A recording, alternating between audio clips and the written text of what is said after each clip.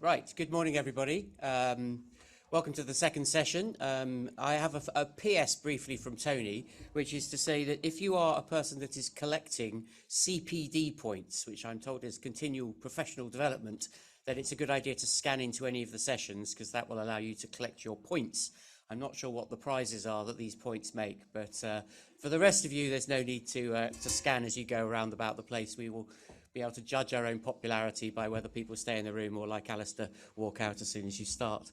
So my name's Iain Corby. I'm the Executive Director of the Age Verification Providers Association, and we're a global trade association representing, at the current count, 26 providers of age verification and age estimation technology, collectively described as age assurance. So unfortunately, we named our organisation before we started writing standards, and as soon as we started writing standards, we probably would have learned that we should have called ourselves the Age Assurance Providers Association. But anyway, the words are beginning to be assimilated and to be standardized. So I thought I'd just talk a little bit today about the history of age assurance and set the scene for the week. So it's probably the least technical presentation you'll hear over the course of this week. Actually, last year was the 100th anniversary of age verification. So in 1923, Nancy Astor, who was the first female member of parliament in the UK, put through a backbench members bill, which was the Intoxicating Liquor Sale to Persons Under 18 Act of 1923. And this aligned all the minimum ages for age verification in the UK for buying alcohol. And the rest, as they say, is history.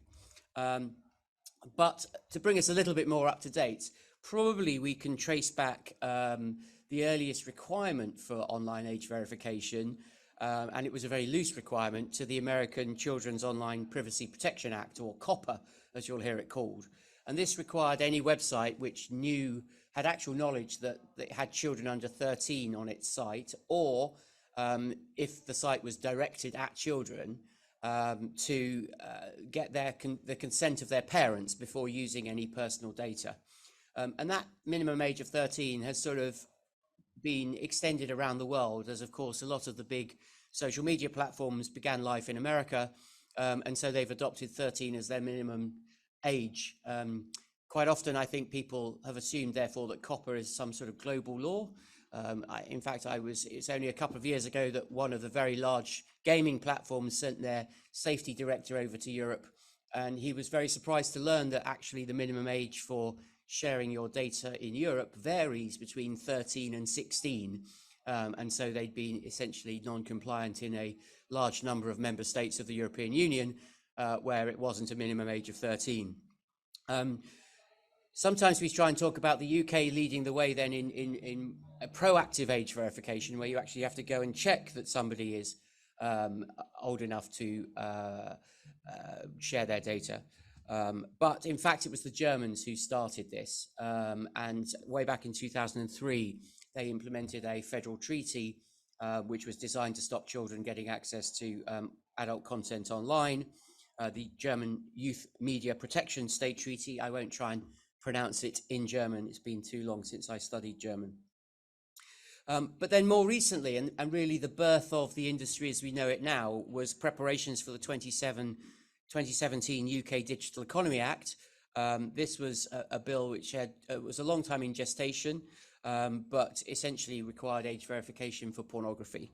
And that came into force in 2017. Or at least it was passed by Parliament, but then the ministers kept deferring the commencement of that act, the implementation, until eventually in 2019, 1 week after I started in my current role, the government decided to ditch the policy altogether. So it was probably the most spectacularly bad piece of lobbying that in the history, that within a week, the main piece of legislation had disappeared. But we have now seen that return through the Online Safety Act, which went into force last year. And within that, we secured an amendment that means there's an 18-month deadline before that's brought into force in the UK. So we hopefully won't repeat history and see repeated deferrals, eventually leading to something being dropped altogether. At about the same time as the Digital Economy Act, the GDPR was coming into force in Europe, and maybe people didn't perhaps appreciate this at the time, but that is where we set the equivalent of copper in Europe of ages between, well, as a default, it was 16, but member states could reduce it if they wanted, as low as 13, where you needed, in order to give consent for your data to be processed, if processing was being done on the basis of consent, and of course, that's only one legal basis under GDPR for processing data. But if you were using consent, then you would need to have parental consent as well. The Audiovisual Media Services Directive was also then brought in, but that had to be implemented by member states. There's a pretty patchy history of how fast that was implemented.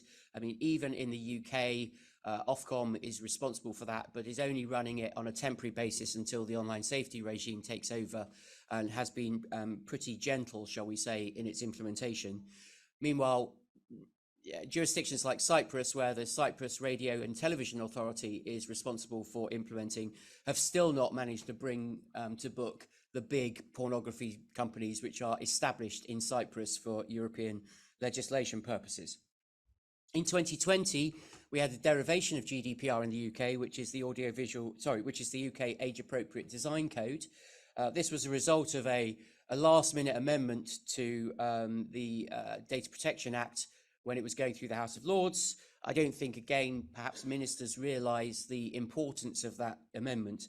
But that says that you should only show children content that is appropriate to their age.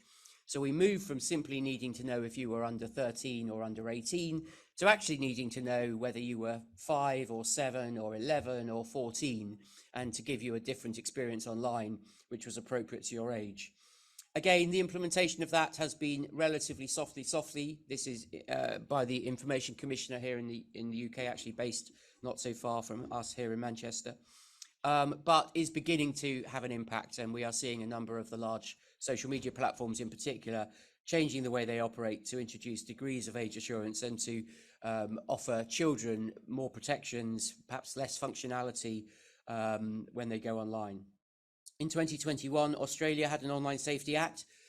That's, again, a very slow implementation based on codes of conduct that the industry first has a go at writing for itself, and then the pattern seems to be the e-Safety Commissioner reviews those, decides that they're inadequate and writes her own.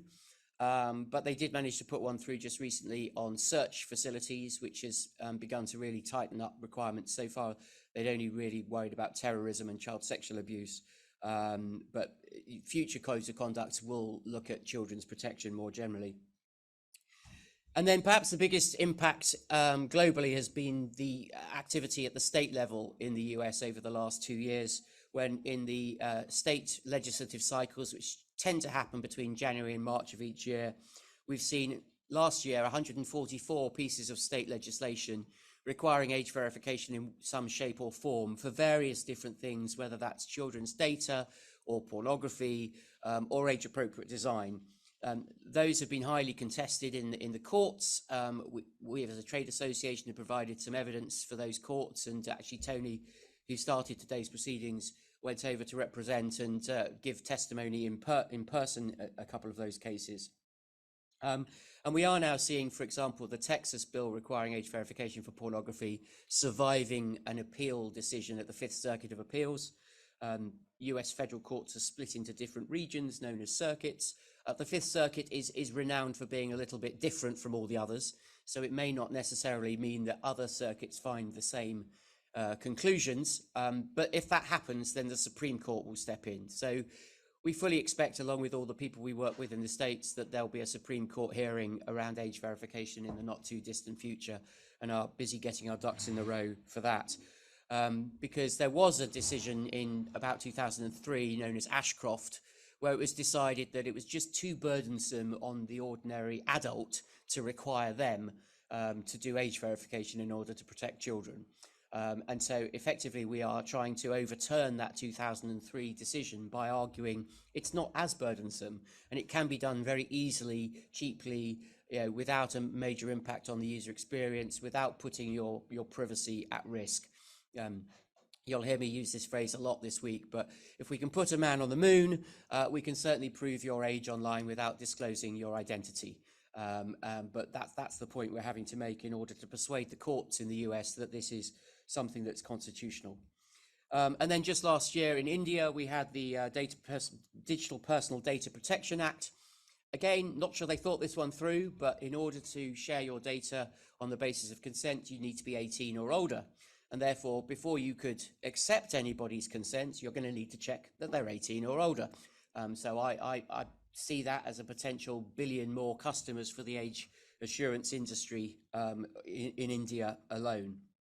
I've mentioned the Online Safety Act, and of course, we wouldn't be complete in looking at this history without considering Europe and the Digital Services Act in particular, which does require particular attention to be paid to children's safety online. Within that, there will be an equivalent of the age-appropriate design code being developed. There is an expert committee. It's only met once so far, but there's an expert committee being formed to develop an equivalent of that for Europe. And it's on that basis that sites like TikTok and Twitter/X have been asked to provide further information to the Commission, which is now directly regulating these very large online platforms. So we're not reliant on the Cyprus Radio and Television Authority to take some action.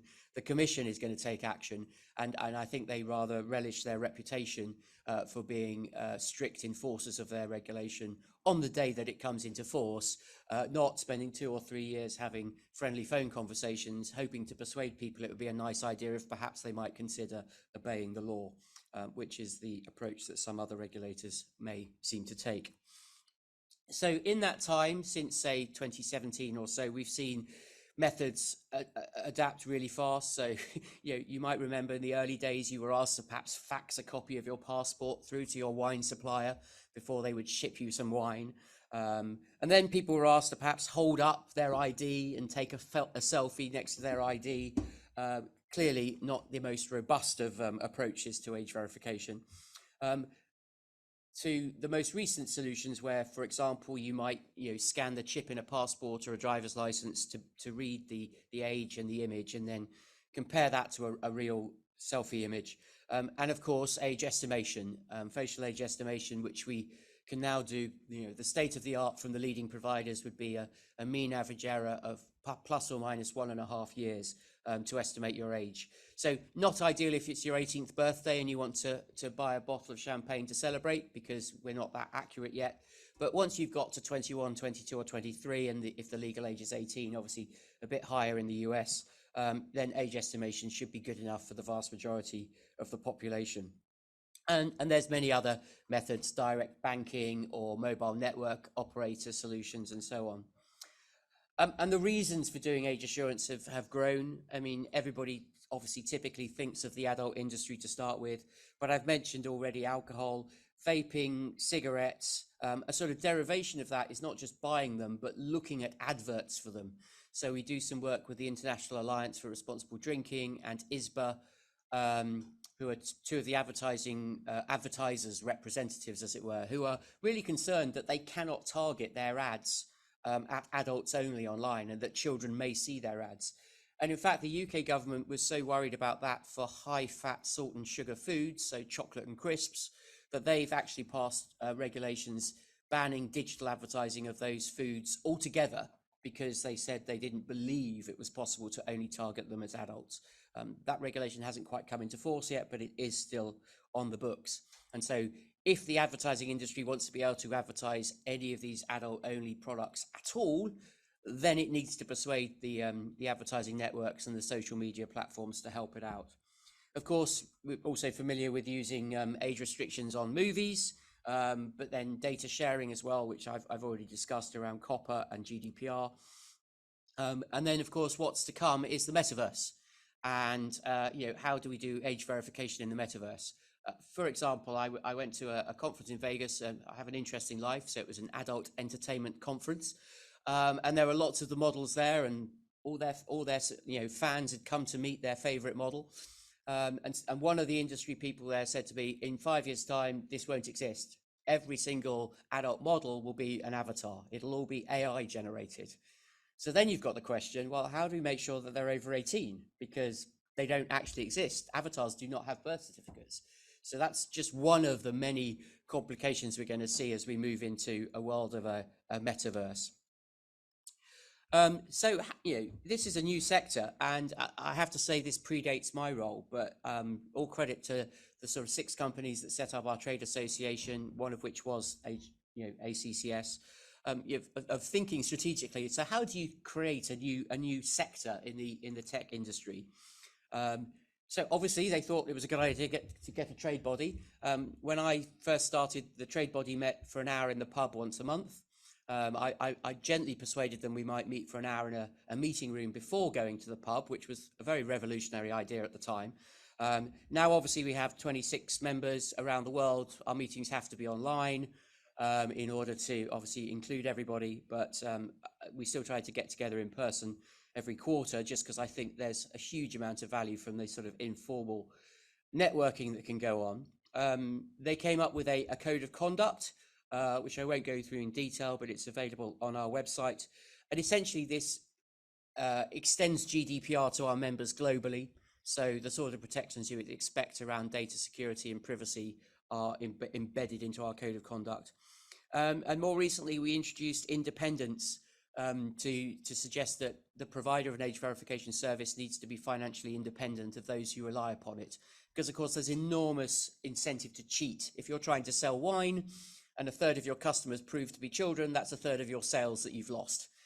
So we included a commitment to independence in our code of conduct.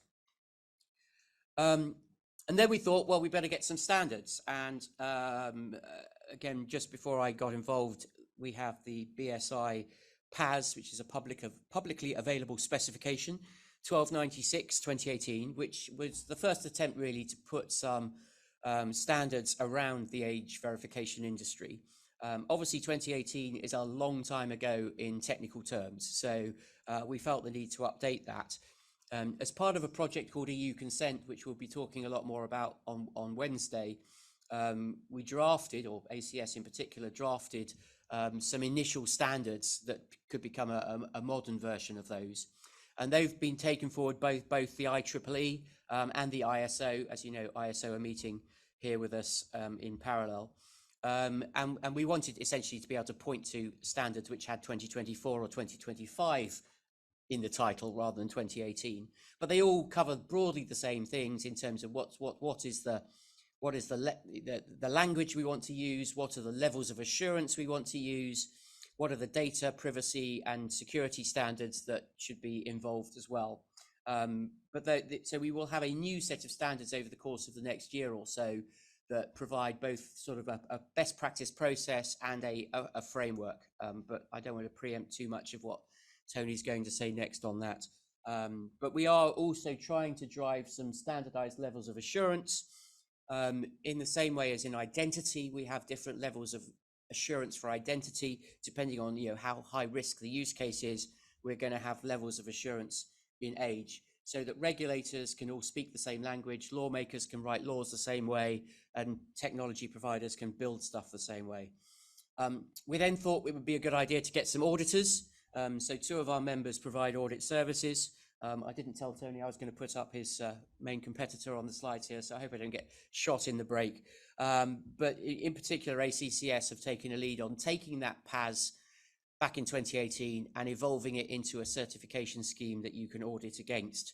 And that allows us obviously to give our members the ability to stand out in the market, so that where they have invested in good quality age check systems that work, that can be recognized when people buy it. And it's not just me sitting in my bedroom looking at photos going, yeah, yes, looks a bit over 18, no, looks a bit young, because otherwise you'd have no idea that that's not the way it was doing. And believe me, I've known some entrepreneurs in the tech sector who've done their minimum viable product on not much more than something pretty manual like that. One of my friends set up a ability to find a local minicab service, which I suppose you could think of as the predecessor to Uber. But it was literally their tech person sitting with the yellow pages, and whenever they got a request through, he'd look for 3 local minicab numbers and send those out by text. So that can happen. Building interoperability, we knew very early on that if you had to go through the process of proving your age separately to every single website or app that you wanted to use, this was going to get tired very quickly, and people would just not be willing to comply.